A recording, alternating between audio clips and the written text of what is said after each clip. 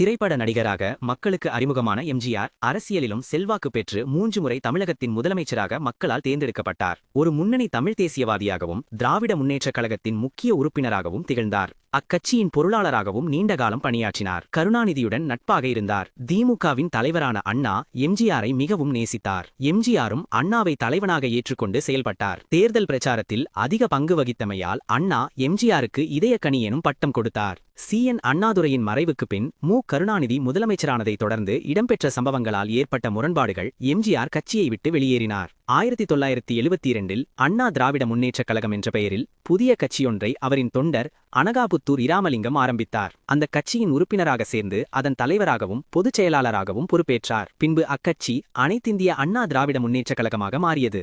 முதன்முதலாக போட்டியிட்ட திண்டுக்கல் பகுதியில் பெரும் வெற்றி பெற்றது. திரைப்படங்களின் மூலம் அவர் அடைந்த புகழும் அவருடைய வசீகரமான தோற்றமும் சமூக தொண்டனாகவும் ஏழைகள் தோழனாகவும் கொடையாளியாகவும் வீரனாகவும் நடித்ததன் மூலம் பெற்றுக்கொண்ட நற்பெயரும் அவர் மிக விரைவில் மக்கள் ஆதரவை பெற உதவின.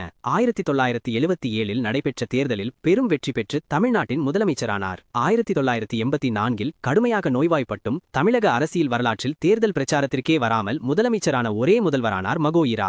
1984இல் இவரது ஆட்சி காலத்தில் மதுவிலக்கு அறிமுகப்படுத்தப்பட்டது. 1987 வரை 10 ஆண்டுகள் தொடர்ச்சியாக முதலமைச்சர் பதவியை வகித்து பதவியில் இருக்கும் போதே காலமானார். மறைவிற்கு பின் அவருக்கு பாரத ரத்னா விருது வழங்கப்பட்டது. தென்னிந்திய நடிகர் சங்கம் தலைவர் மற்றும் செயலாளர். திராவிட முன்னேற்றக் கழக பொருளாளராக 6 ஆண்டுகள். அதிமுக தலைவராக 12 ஆண்டுகள். அதிமுக பொதுச் செயலாளராக 9 ஆண்டுகள். தமிழக முதல்வர் 3 முறை 1977, 1980, 1984.